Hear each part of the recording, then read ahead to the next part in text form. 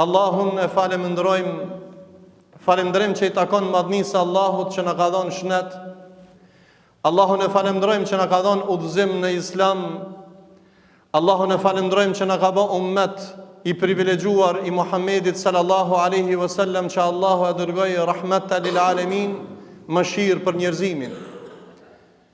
Në këtë moment dhe në këtë kohë të veçantë të kohës së xhuma, i qojmë salavat e pejgamberit sallallahu alaihi wasallam mbi familjen e tij, shokët e tij dhe gjithë ata të cilët e ndjekin rrugën e Islamit. Nga Allahu i Madh që shef dhe dëgjon, kërkojmë nga i Madhi Allah udhëzimin deri në momentin e fundit, ja Rabbel Alamin. Nga Allahu kërkojmë shërim, se shëndeti është në dorën e tij. Nga Allahu kërkojmë mëshirë, se mëshira është në dorën e tij. Dhe nga Allahu i Madh kërkojmë xhenetin, se xheneti është në dorën e tij. Të nderuar xhamat, dy mesazhe, një që transmeton Imam Buhariu në sahihin e tij, transmeton Ibn Abbas radiallahu anhu, i cili ka thënë: Qala Rasulullah sallallahu alaihi wasallam, ni'matani maghbunun fihima an-nas, kathirun min an-nas, as-sihhatu wal-faragh. Porosia vjen nga ky hadith madhështor që transmeton Ibn Abasi, se shëndeti dhe koha e lirë janë dy mirësi shumë të mëdha që e qetësojnë zemrën e njeriut. Allahu na ka dhënë shumë mirësi që ne s'kemi mundësi mi numëru, por harrojmë ndonjëherë këtë urtësi dhe këtë mirësi të madhe të Zotit me shfrytzu, ajo është shëndeti dhe koha e lirë. E kemi fjalën për shëndetin e cila Allahu na ka dhënë mundësi me madhru Allahun, se ai që ka shëndet, ka energji dhe ka vullnet më shumë me madhru Allahun se ai i cili është i sprovuar me smundje të shumta.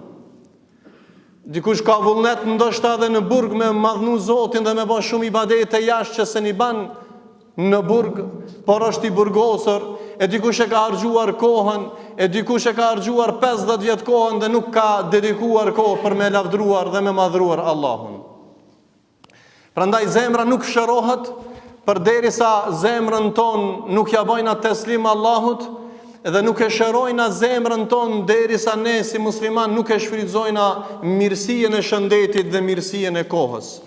Nga ky hadith del se ne kemi shumë mirësi, por na motivon ky hadith që të shfrytëzojmë të mirat e Allahut, e në veçanti të shfrytëzojmë shëndetin dhe kohën e lirë.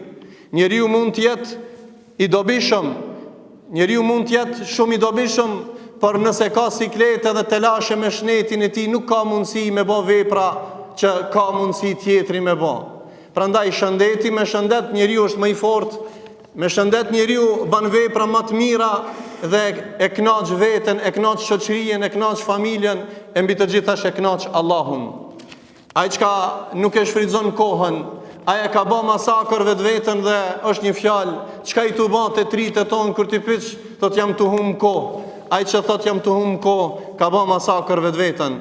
Prandaj porosia e parë në këtë hutbë është ta qetësojmë, ta shërojmë zemrën ton, duke e shfrytzuar shnetin ton dhe duke e shfrytzuar kohën ton.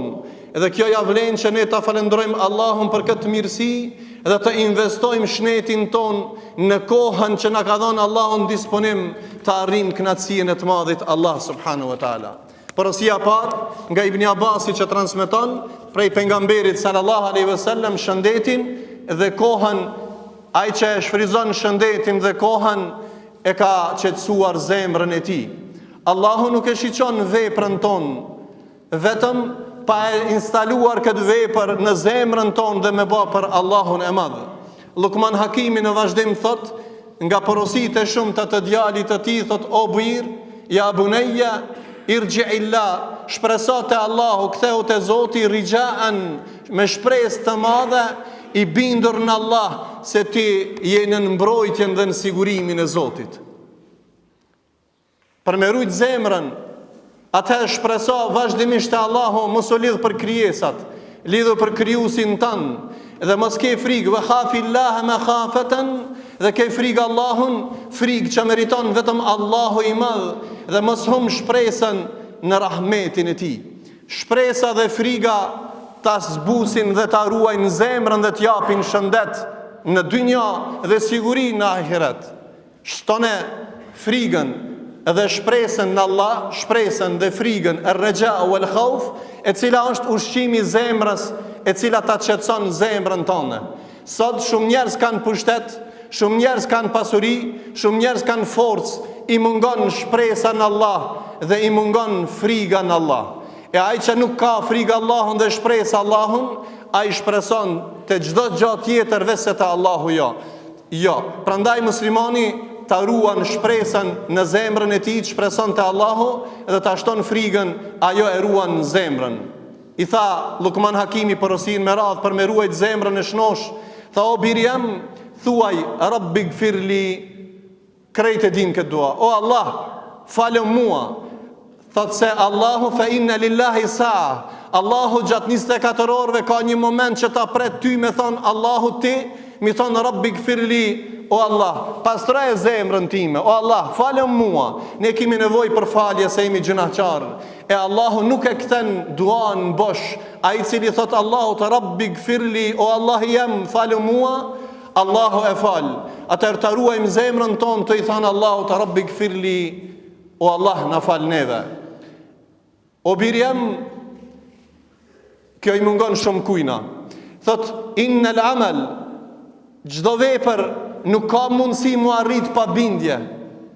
Kur kush nuk punon në i pun, pa e pas bindjen se ka me pas sukses në veprën që e ban. As kush nuk shkon në pun pa arrit, pa e mendu dhe shpresun me pas bindje në suksesin e ti. Prandaj, thot, shto e bindjen në Allahun, edhe shto e bindjen në veprën, Allahu ta shton bindjen në zemrën tënde. Prandaj nëse Allahu është krijues i zemrës tënde, instaloje bindjen në sukses se Allahu t'jep bereqet në veprën tënde.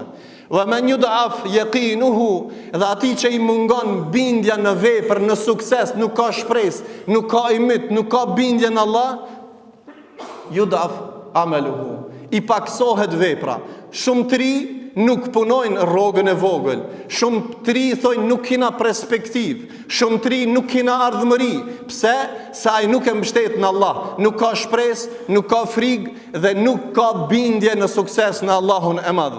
Prandaj shtimi i bindjes në vepër, Allahu të shton rahmet, shton bereqet dhe shton sukses, ndërsa mos bindja në Allah, atëherë ti nuk je suksesshëm dhe nuk ban vepra të mira.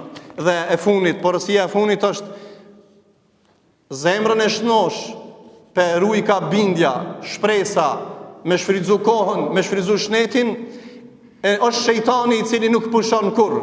Ai ta pren udhën, ai ta uk vullnetin, ai ta kput lidhjen me Allahun, ai ta kput lidhjen me punën, ai ta kput lidhjen me xhamien, ai ta kput lidhjen me shoqërinë, ai ta kput lidhjen me farefisin. Kujdes nga shejtani, inna shejtana lil insani aduwwun mubin.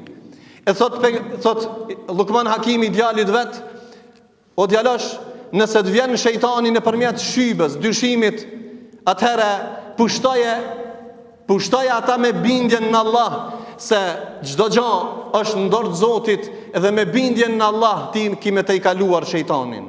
Nëse të vjen shejtani nëpërmjet pesimizmit, me mendimit keq, fitoje duke kujtuar vorrin dhe ditën e kiametit. Dhe nëse të vjen shejtani nëpërmjet qefeve, epsheve, friksimeve, të regoja se dynjan një ditë gjithë ne do të alamë.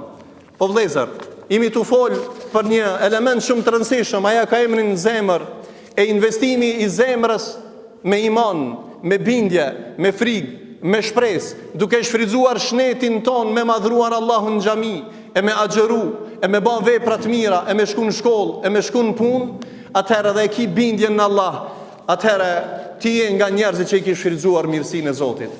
Dhe është Allahu që prej në këtë moment gjithë ne që ka jemi dhe që ndëgjojmë këtë fjalë, Allahu na dhasht zemër të shnosh, motivuse, e cila zemra jonë drejtohet ka Allahu me bindje dhe me frikë dhe me shpresë se suksesi jonë në dorë të Zotit. I thojmë shejtanit a'udhu billahi minash shaitanir rajim, kërkojmë ndihmë nga Allahu të na largon vezveset e shejtanit, dhe rrugën që na pren shejtani dhe vezvese në zemrën dhe në mendjen tonë, dhe ne të jemi të suksesshëm dhe të bereqetshëm, ta shfrytëzojmë shëndetin ton, zemrën ton, mendjen ton, jetën ton dhe kohën ton, se në brenda kohës jemi të krijuar, mbrena kohës jetojmë dhe mbrena kohës e dëshmojmë bindjen në Allahun ton dhe e fitojmë xhenetin. Elusim Allahun e madh, Allahu na ban rrezik xhenetul firdausin. Elusim Allahun të na shëron zemrat tona. Elusim Allahun të na pastron mendjen ton, mendjen e keqe, Allah na dhash mendje të mirë, që mendojmë vazhdimisht për sukses, vazhdimisht që mendojmë për sukses dhe fitore, se fitoria i takon atyre që mendojnë në fitoren e Allahut. Aqulu qawli hadha wastaghfirullaha li wa lakum wa lisa'il muslimin fastaghfiruhu innahu huwal ghafurur rahim.